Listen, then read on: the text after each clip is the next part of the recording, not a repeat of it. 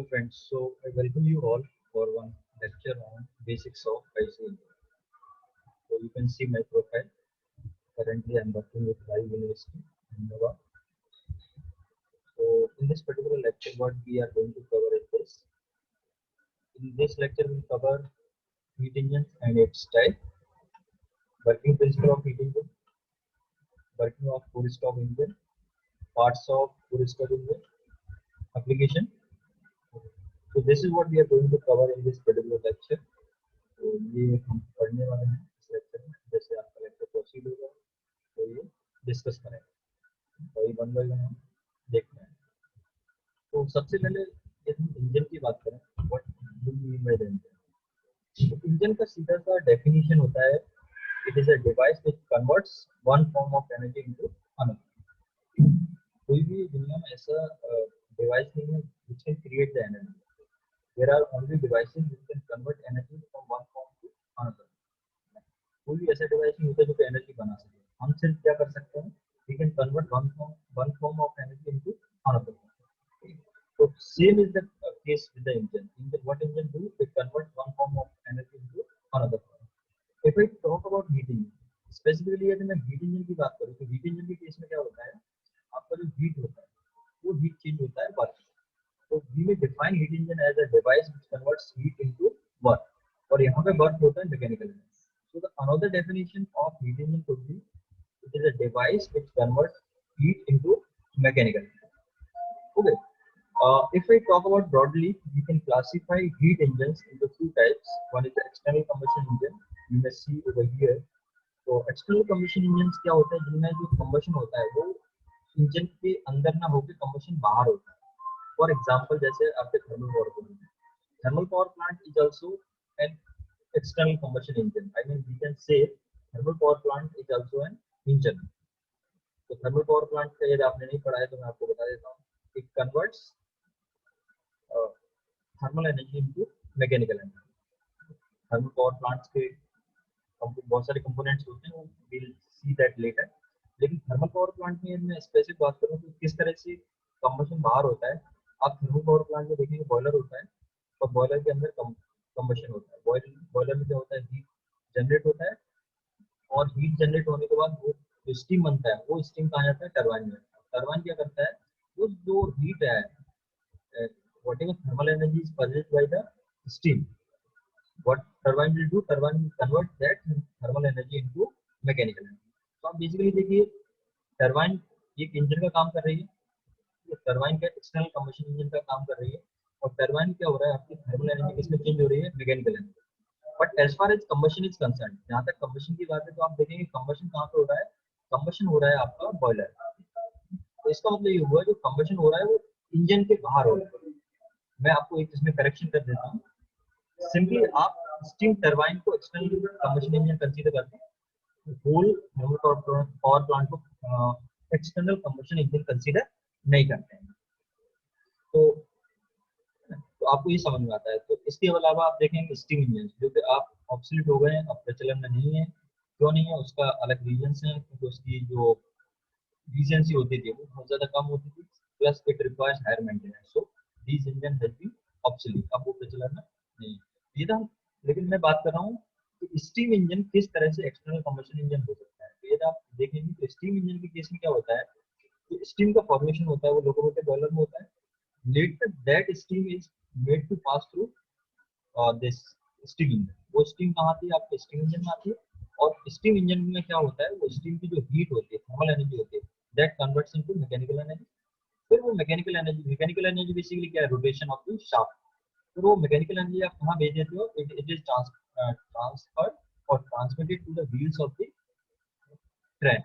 तो जो steam engine होते थे पहले जैसे आपने ये ट्रेन में यूज करते थे इवन यदि आप इंडस्ट्रियल रिवॉल्यूशन की बात करेंगे औद्योगिक क्रांति यदि आपने स्कूल टाइम पढ़ा हो तो औद्योगिक क्रांति की जो शुरुआत है वो कहाँ से हुई स्टीम इंजन की खोज से। और स्टीम इंजन आपने पढ़ा होगा it was discovered by mister James Bond. तो ये सब आपके जैसे मैंने आपको बताया स्टीम टरबाइन है स्टीम इंजन से these are the example of external combustion engine. And why these are external combustion engine because the combustion is taking place outside the engine. Combustion कहाँ हो रहा है इंजन के बाहर हो रहा है। So that's why these are called the external combustion engine. Other category of heat engine is internal combustion engine. You will see over here. और इंटरनल कम्बशन इंजन ज्यादातर जो ऑटोमोबाइल इंडस्ट्री है, ऑटोमोबाइल इंडस्ट्री चाहे आपके two wheeler हो, four wheeler हो, all these these are running on the internal combustion engine. ये सब किसमें इंटरनल कम्बशन इंजन में रनिंग। आप देखेंगे इंजन के अंदर फ्यूल जाता है, फ्यूल इंजन के अंदर ही बर्न होता है, और कम्बशन होने के बाद वो जो थर्मल एनर्जी प्रोड्यूस होती है, that thermal energy is converted into mechanical. तो ये इंटरनल कम्बशन इंजन कहलाते हैं। जितने आपके व्हील्स में देखें आपने, मोटर में, कार में, गाड़ी में, बस में, यहाँ पे जो इंजन यूज होते हैं, they all are called as internal combustion engine. उन सबको हम क्या बोलते हैं? इंटरनल कम्बशन इंजन बोलते हैं। तो फ्रेंड्स यहाँ तक आपको ये समझ में आ गया होगा इंजन क्या होता है। बेसिकली मैं एक थोड़ा समझा दूं, इंजन क्या होता है, जो एनर्जी की एक फॉर्म को दूसरे एनर्जी फॉर्म में चेंज करता है। और engine from broadly we can classify engine into two types, one is external combustion engine and another is internal combustion engine. तो external combustion engine के केस में क्या होता है, combustion बाहर होता है इंजन से, और internal combustion engine के केस में combustion इंजन के अंदर होता है। तो नेक्स्ट विल प्रोसीड। सो अब हम वर्किंग प्रिंसिपल की बात करें तो जितने इंजन होते हैं, स्पेसिफिकली हम इंटरनल कम्बशन इंजन के बारे में पढ़ेंगे। We are not going to cover how steam engine work, how steam turbine work, that will be covered in the some other subject of thermodynamics. So as of now my concern is to teach you what do you mean by the internal combustion engine. तो internal combustion engine की अगर हम working principle की बात करें तो internal combustion engine होते हैं, चाहे आपका डीजल इंजन हो, पेट्रोल इंजन हो, we put we put energy into engine. So what do we have? I mean you may see petrol, diesel, all these have some calorific value. Calorific value होती है, और जब ये burn होते हैं तो इट प्रोड्यूस थर्मल एनर्जी। तो सबसे पहले ये हम इंजन की बात करें तो कोई भी इंजन है, चाहे पेट्रोल इंजन हो, डीजल इंजन, उसमें आपने फ्यूल डाला, फ्यूल के पास केमिकल एनर्जी होगी। Later that chemical energy is converted into, आप यहाँ पे देख सकते हैं that chemical energy is converted into thermal energy. तो केमिकल एनर्जी किसमें चेंज हो जाती है? Thermal energy.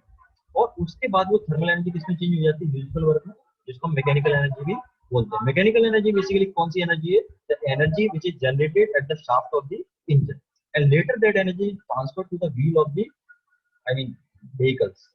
चाहे आपका बाइक हो तो बाइक के व्हील पे ट्रांसमिट हो जाती है, ये कार होगी तो कार के व्हील को एनर्जी ट्रांसमिट हो जाती है। तो इस तरह से आप देख सकते हैं कि सबसे पहले फ्यूल आया, फ्यूल के पास मतलब आप ये देख सकते हैं एनर्जी का किस तरह से कन्वर्जन हो रहा है।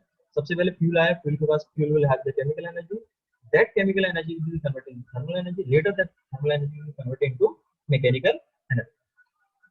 तो नेक्स्ट आप देखेंगे, और वर्किंग प्रिंसिपल की हम बात करें तो इंजन क्या होता है, सारी जो प्रोसेस होती है, I am talking specially about the IC engine, internal combustion engine. So whatever process happens in IC engine, they happens inside the engine cylinder only, that does no process happens outside the engine cylinder. तो आप यहाँ पे देख सकते हैं लिखा हुआ है, ये जो भी सेक्शन है आप इंजन का प्रोसेस, यदि आपने थोड़ा बेसिक्स और मैकेनिकल पढ़ा हुआ तो शायद I think you have read about the process which are involve in the engine.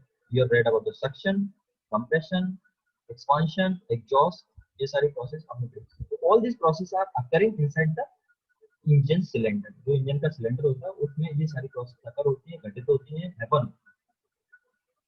Next thing is, आप देख सकते हैं डिटेल्स में तो अभी और कवर करेंगे, आप देखेंगे इसका हाई प्रेशर हाई टेम्परेचर का जो गैस है, उसमें क्या होता है, फ्यूल जब बर्न होता है तो उसका हाई प्रेशर हाई टेम्परेचर होता है, and it will generate the hot flue gases। और वो high pressure high temperature जो hot flue gases होंगे, it will exert a force on the top of the piston। जो पिस्टन का top है उस पर ये फोर्स एक्सर्ट करेंगे, जिससे क्या होगा, वो पिस्टन क्या करेगा, उस जो थर्मल एनर्जी है that energy will be converted into mechanical energy. उसमें और भी चीजें हैं, जैसे आप पढ़ेंगे कि वो पिस्टन नीचे मूव करेगा, पिस्टन से आपका जो फोर्स है या मोशन है वो ट्रांसमिट होगा कनेक्टिंग रॉड में, कनेक्टिंग रॉड से वो बेसिकली जैसे लेक्चर प्रोसीड होगा इसमें ये भी चीजें कवर करूंगा। तो आप पिस्टन है, पिस्टन से वो मोशन कहाँ ट्रांसमिट होगा, कनेक्टिंग रॉड में ट्रांसमिट होगा, कनेक्टिंग रॉड से वो क्रैंक में ट्रांसमिट होगा, क्रैंक के बाद क्रैंक शाफ्ट। और जैसे क्रैंक शाफ्ट है तो क्रैंक शाफ्ट से फिर उसके बाद क्लच और गियर सिस्टम होता है, जिसके थ्रू वो जो एनर्जी मैकेनिकल एनर्जी जनरेट होती है वो मैकेनिकल एनर्जी फाइनली कहाँ ट्रांसमिट करते हैं, आप व्हील ऑफ द व्हीकल। तो आगे आप देखेंगे, तो this is what I am going to cover. आप देख सकते हैं यहाँ पे 4 स्ट्रोक इंजन। तो अब इंजन के क्लासिफिकेशन की बात करें, I am not covering the classification of the engine in this particular lecture, but certainly in coming lectures I will also cover what are the types of the engine। I mean there are a few bases on which we can classify the engines। ठीक है, तो कुछ तरीके होते हैं जिनके basis पे आप इंजन को क्लासिफाई कर सकते हो, और एक तरीका होता है कि वो कितने स्ट्रोक में आपका साइकिल कवर होता है। तो इसमें बेसिकली आप दो तरह के इंजन पढ़ेंगे और मोस्ट प्रोबेबली मतलब ज्यादातर केसेस में क्या होगा आपको ये स्टडी में मिलेगा। One is the four stroke engine और अदर इज टू स्ट्रोक। और आपको मेजॉरिटी ऑफ द इंजन की बताऊं, majority of the engine are four stroke engine. You will never see two stroke engine. I mean there are few vehicles only where you will see two stroke engine, otherwise two stroke engine are also about to obsolete। two stroke engine भी कोई बहुत ज्यादा use में नहीं है। तो four stroke engine की हम बात करते हैं। सबसे पहले फोर स्ट्रोक क्यों कहलाता है? क्योंकि इसकी जो पूरी साइकिल होती है वो चार स्ट्रोक में कवर होती है। अभी हम इसमें आप देख सकते हैं चार स्ट्रोक कौन से हैं, जैसे आप यहाँ पे स्क्रीन पे देख सकते हैं। जब मैं स्क्रीन की बात करूँ तो सॉरी, आप यहाँ पे देख सकते हैं you may see first stop is the impact।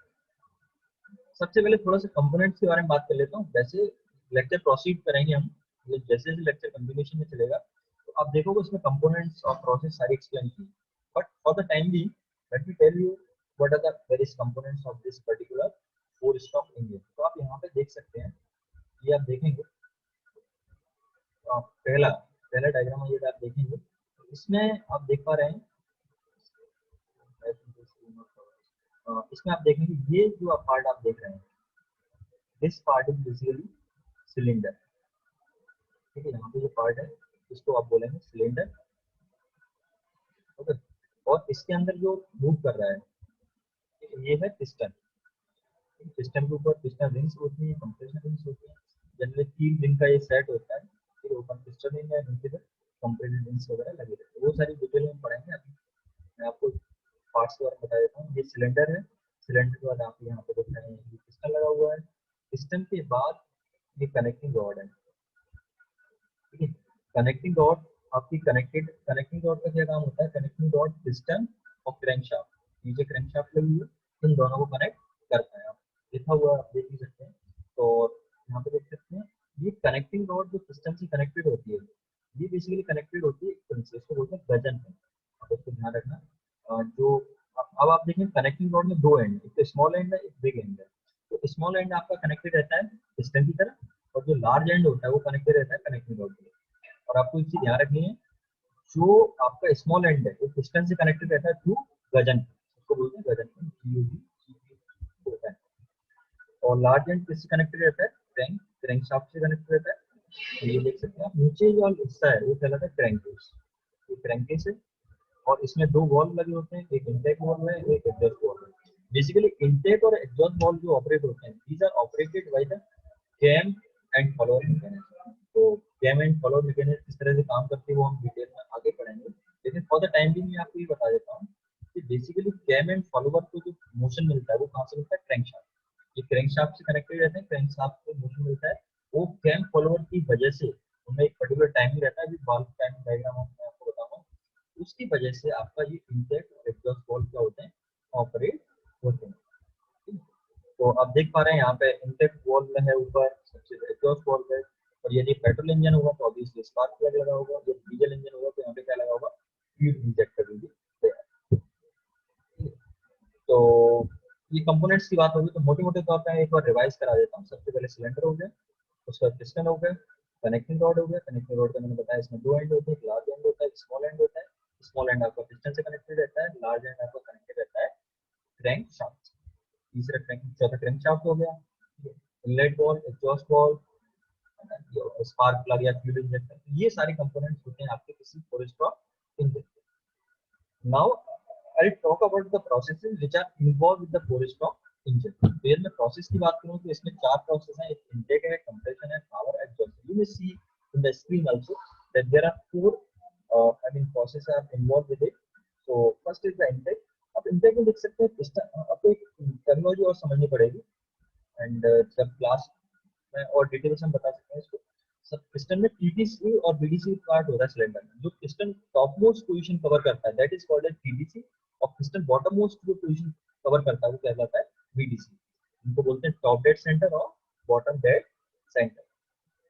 अब हम पहले स्टॉक की बात करते हैं इनटेक। अब देखिए यहाँ पे स्क्रीन पे लिखा हुआ है इनटेक। तो इनटेक के केस में क्या हो रहा है? Piston will move from TDC to BDC. Piston आपका कहां से मूव करेगा? टॉप डेड सेंटर से बॉटम डेड सेंटर। और at this point of time what will happen? Fuel, यदि पेट्रोल इंजन होगा तो उसमें एयर और फ्यूल का मिक्सचर एंटर करेगा। यदि डीजल इंजन होगा then what will happen, that only air will enter from the intake valve. यहाँ पे पेट्रोल इंजन का स्पेसिफिकली दिखाया गया है, तो इसमें आप देख सकते हो यहाँ पे एयर फ्यूल का मिक्सचर आ रहा है। आपका इंटेक जो ऑपरेशन हो रहा है, उस इंटेक ऑपरेशन क्या हो रहा है, piston is moving from TDC to BDC, और पिस्टन जैसे जैसे टीडीसी से बीडीसी की तरफ जाएगा उसमें अंदर जो वॉल्यूम है that will keep on increasing. तो अंदर जो सिलेंडर के अंदर वॉल्यूम वो बढ़ता है, ऑब्वियसली जैसे जैसे नीचे आएगा तो ज्यादा जो फ्यूल का मिक्सचर है, एयर है, वो अंदर आएगा। And what happens in the next process, in the next process what will happen, this piston, okay, and आप ये भी देख पा रहे हैं कि जैसे पिस्टन मूव कर रहा है तो पिस्टन के साथ आपका कनेक्टिंग रॉड, क्रैंक, ये सारी चीजें भी मूव करेंगे बिकॉज दीज आर इंटरकनेक्टेड। ऐसा नहीं है कि पिस्टन का अलग से मूवमेंट हो रहा हो, क्रैंक का, ये सारे सिंक्रोनाइज्ड हैं, इंटीग्रेटेड हैं, एक साथ साथ जुड़े हुए हैं। अब यहाँ पे देख पाते हैं दूसरा है कंप्रेशन प्रोसेस। तो as far as compression is concerned, what is happening in the compression is this, that piston will move from BDC to TDC। आपका जो piston है that will move from BDC to TDC। piston BDC से नीचे से ऊपर की तरफ move करेगा, है ना। आप यहाँ पे एरो के डायरेक्शन से भी देख सकते हैं कि पिस्टन का मूवमेंट का डायरेक्शन क्या है। तो आप यहाँ पे देखेंगे पिस्टन कहाँ से कहाँ जा रहा है, नीचे से ऊपर की तरफ जा रहा है। सेकंड कंप्रेशन पे आप अपनी नजर लगाइए, तो नीचे से ऊपर की तरफ जाएगा तो वट एवर चार्ज है come inside the cylinder, cylinder के अंदर जो भी आया है वो क्या होगा, कंप्रेस हो जाएगा। So what happens in the compression, that the volume will reduce, pressure will increase. And जब भी आप किसी चीज को कंप्रेस करते हैं तो second one thing is also associated with it, its temperature will also increase. Pressure बढ़ेगा, वॉल्यूम कम होगा and temperature will increase. So this is what happens during the compression of construction. And at the end of the compression, what is going to happen at the end of the compression, there will be spark, and what we can say in the technical language it is a heat addition process। तो वहां से एक spark produce होगा और high pressure high temperature का जो charge है that will burn. वो हाई प्रेशर हाई टेम्परेचर का चार्ज होगा, तो एयर और फ्यूल का मिक्सचर आ रहा है, वो क्या हो जाएगा, बर्न हो जाएगा, जल जाएगा। तो उससे क्या होगा, हॉट फ्लू गैसेस प्रोड्यूस होंगी, और वो हॉट फ्लू गैसेस का प्रेशर और टेम्परेचर बहुत ज्यादा है। तो ये क्या करेंगे, पिस्टन के ऊपर थ्रस्ट एक्सर्ट करेंगे, फोर्स लगाएंगे, जिसकी वजह से आपका पिस्टन ऊपर से नीचे की तरफ मूव करेगा। ठीक है, पिस्टन ऊपर से नीचे की तरफ मूव किया, I mean the piston will move from TDC to BDC. ये हुआ। और इसके बाद जो अगली प्रोसेस होती है, अगली प्रोसेस में क्या होता है, एग्जॉस्ट हो जाता है। तो उसमें जब हॉट फ्लू गैसेस ने अपनी एनर्जी किसको ट्रांसमिट कर दी, पिस्टन को ट्रांसमिट कर दी, उसके बाद इन हॉट फ्लू गैसेस को हमको बाहर रिमूव करना होता है। तो पिस्टन फिर दोबारा से क्या होगा, नीचे से ऊपर की तरफ मूव करेगा, नीचे से ऊपर की तरफ मूव करेगा तो क्या होगा, अब आप एक चीज और देख पा रहे हैं, आप वाल्व का भी देखिए, जब इनटेक हुआ तो आपका इनलेट वाल्व ओपन है, जब कंप्रेशन हुआ तो इनलेट और एग्जॉस्ट वाल्व दोनों क्लोज्ड है। और पावर स्ट्रोक में जब आपका जो हॉट फ्लू गैसेस है उनको हीट एड दिया, उसका या जो फ्यूल है उसका कंबशन हुआ, during that period of time also what is happening कि आपका जो फ्यूल है बर्न हो रहा है और दोनों वाल्व आपके क्लोज है, इनलेट और आउटलेट वाल्व दोनों क्लोज है। इसका नेक्स्ट आप देखेंगे एग्जॉस्ट। एग्जॉस्ट में क्या होता है, जो हॉट फ्लू गैसेस हैं, बर्न्ड गैसेस हैं, वो बर्न्ड गैसेस को हमको बाहर we have to make them through outside. So piston will move from BDC to TDC. अब इसमें जो हॉट फ्लू गैसेस जनरेट होंगी, आप देख पा रहे हैं एक चीज यहाँ पे, इनलेट वाल्व क्लोज है और एग्जॉस्ट वाल्व ओपन है। From that exhaust valve the hot flue gases are made to pass through, I mean they will go into the atmosphere. और जैसे आपने गाड़ी में देखा हुआ साइलेंसर लगा रहता है या फिर उसको एग्जॉस्ट बोलते हैं, ठीक है, बहुत तो उससे के थ्रू ये क्या है, हॉट फ्लू गैसेस बाहर आपकी निकल जाएंगे, चले जाएंगे। यहाँ तक बात आपको समझ में आती है। तो ये चार process which are involve with full stroke engine. पहला intake process, compression, power stroke and exhaust. ठीक है, इंटेक को आप सक्शन भी बोल सकते हैं क्योंकि जो हॉट मतलब जो फ्यूल है, एयर है, वो अंदर आ रहा है। Next we'll understand the same concept through some animations, so you may see the animations over here। अब देख पा रहे हैं यहाँ पे जो इधर लेफ्ट हैंड साइड में आपका सबसे पहले फिल्टर लगा रहता है, जो भी इंजन होता है उसमें फिल्टर लगा रहता है, जिससे आपका जो एयर आ रहा है उसमें जो डस्ट के पार्टिकल्स हैं या जो फॉरेन पार्टिकल्स हैं उनको वहाँ पे फिल्टर आउट कर दिया। जितनी गाड़ियाँ होती हैं आपकी, सर्विस वगैरह गए कराने तो वो देखेंगे, वो सर्विस करते हैं उस टाइम क्या करते हैं, वो फिल्टर को खोल के साफ करते हैं, उसको धुलते हैं और कंप्रेस्ड एयर को लगाते हैं, जिससे उसमें जो डस्ट के पार्टिकल्स हैं या कुछ फॉरेन मटेरियल्स आ गए that can be through out, उसको साफ किया जा सकता है। तो फिल्टर है, फिल्टर के बाद आप देख सकते हैं यहाँ लेफ्ट हैंड साइड में चार्ज अंदर आ रहा है, पीले कलर से इसको दिखाया गया है, और जैसे ऊपर से नीचे आ रहा है पिस्टन, तो उसमें वॉल्यूम बढ़ता जा रहा है, और पिस्टन जैसे ऊपर अप्रोच कर रहा है, जैसे बिल्कुल ऊपर पहुंचने वाला होता है, तो आप देखेंगे स्पार्क प्लग से स्पार्क प्रोड्यूस होता है, और उस स्पार्क से क्या हो रहा है, आपका फ्यूल का कंबशन हो रहा है, तो फिर वो पिस्टन नीचे की तरफ जाता है, और फिर फाइनली आप देख पा रहे हैं यहाँ पे कंबशन के बाद एग्जॉस्ट गैसेस, एग्जॉस्ट। तो आप बिल्कुल थोड़ा सा नजर गड़ा के इसको देखेंगे तो सारी चीजें आपको समझ में आएगी। पहले क्या हुआ, सक्शन हुआ, अंदर आया, सक्शन के बाद कंप्रेशन हुआ, कंप्रेशन के बाद हीट एडिशन हुआ, हीट एडिशन के बाद क्या हुआ, हीट एडिशन के बाद आपका एग्जॉस्ट वाल्व ओपन होगा, और एग्जॉस्ट वाल्व के थ्रू आपका जो outflow gases that will through outside. So next thing is we discover the parts। ये आप देख चुके हैं, मैं पहले आपको बताया पिस्टन। पिस्टन क्या होता है, इंजन में पिस्टन आपका बेसिकली सिलेंड्रिकल शेप में होता है, ठीक है। Piston transfer the expanding forces of the gas to the mechanical rotation of the crankshaft. Basically piston जो हॉट फ्लू गैसेस जनरेट हो रही हैं, वो हॉट फ्लू गैसेस अपना मोशन किसको ट्रांसफर करेंगे, पिस्टन को।